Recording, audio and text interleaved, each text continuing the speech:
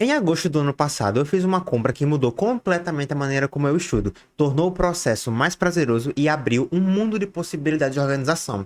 Particularmente, é um investimento que eu acho muito válido de se ter. E essa compra foi a da minha mesa digitalizadora. Eu sempre tive vontade de ter uma, mas eu nunca achei que valesse a pena de verdade o investimento. Até porque, até um tempo desse, eu tinha um quadro branco aqui no meu quarto que eu utilizava sempre que eu precisava destrinchar problemas que fossem mais complexos. Como, por exemplo, na verdade era o que eu mais usava, era para fazer questões de matemática, questões de física, que eu tinha que estar lá apagando, escrevendo com frequência. Então, para economizar tempo, eu utilizava o quadro branco.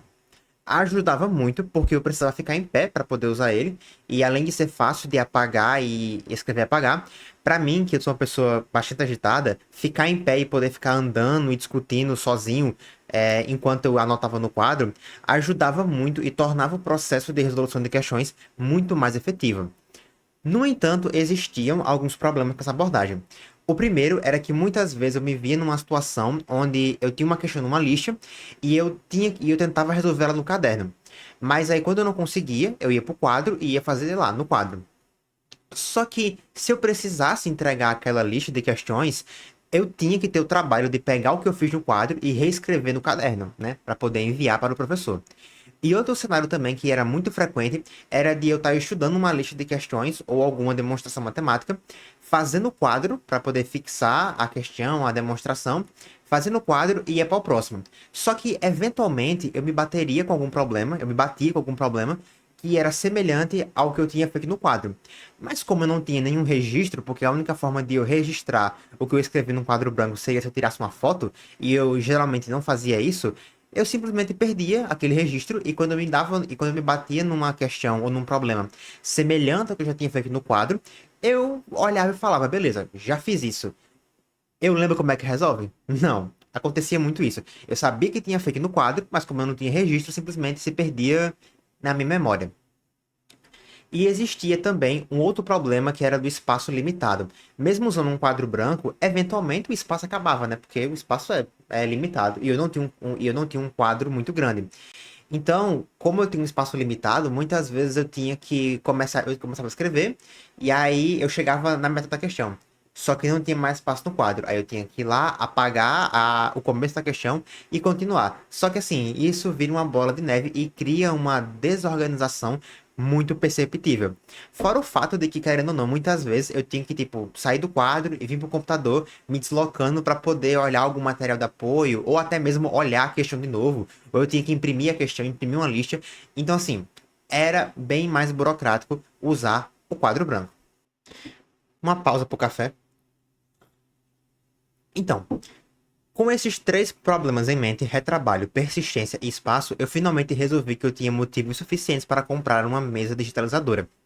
Porque dessa forma eu conseguiria resolver os três problemas. O primeiro é que eu não teria retrabalho, né? De precisar escrever num canto e depois ter que reescrever em outro. Segundo, eu teria persistência de dados. Então, se eu faço uma questão aqui, eu faço uma questão, salvo em PDF e tá lá, né? Eu jogo no Drive e depois eu posso consultar.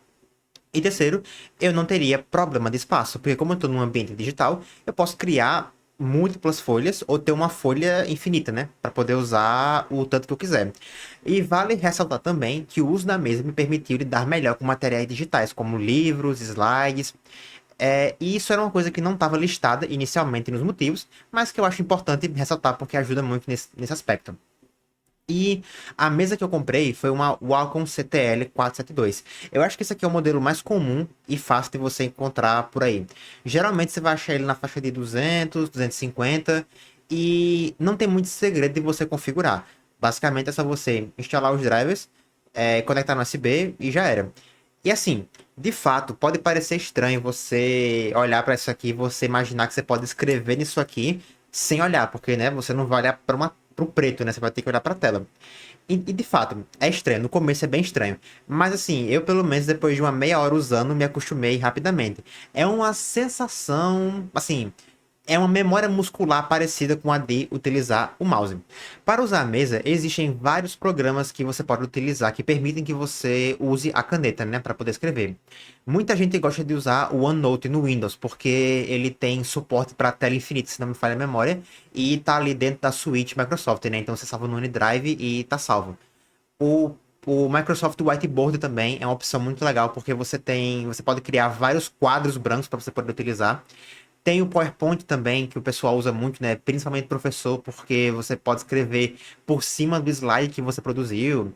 Tem o Openboard também, que tem uma função parecida. Então, assim, tem um monte de programa. É só você pesquisar, escolher algum que lhe agrade mais e usar tranquilamente. Eu uso na maior parte do tempo o Shortnote, porque ele é um programa simples, com várias funções e melhor, ele é de graça. Com ele você pode tanto criar uma folha em branco para você poder usar, ou múltiplas folhas, como também você pode abrir um PDF e editar diretamente o PDF, como lista, slide ou livro. Só que mesmo você editando, ele mantém uma versão original do arquivo, caso você precise, e também você pode salvar a sua versão modificada para usar depois em algum outro momento ou exportar em PDF. Dito isso, eu acho que a melhor forma de mostrar que a mesa é uma alternativa muito boa é, de fato, mostrar o funcionamento dela na prática com algum fluxo de estudos. Então, eu vou pegar um assunto qualquer que tem aqui na minha lista de assuntos para estudar e com a mágica de edição, vocês vão ver como que a mesa deixa tudo muito mais fácil e organizado.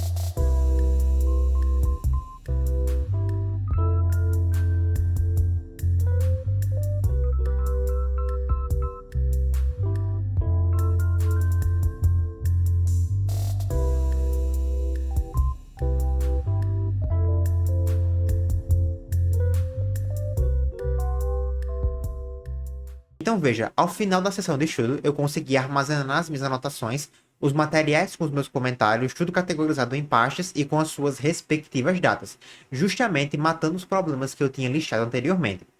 Agora vamos lá. Isso aqui é um produto essencial? Não. É uma coisa que você precisa ter muito? Também não. A mesa digitalizadora, ela se encaixa numa categoria de coisas que eu chamo eu não preciso, mas se eu tiver, é bom. Porque não é uma grande necessidade, mas vai ajudar bastante.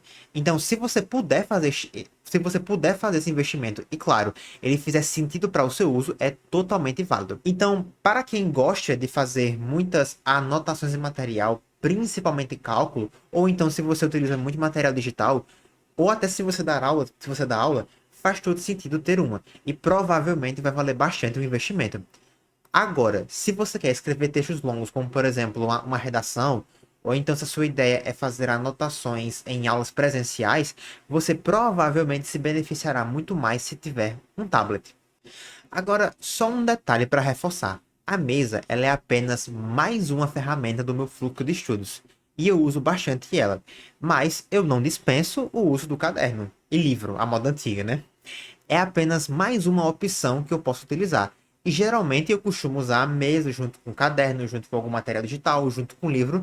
Quanto mais recursos distintos, melhor. E se você viu meu último vídeo, sabe muito bem por que disso.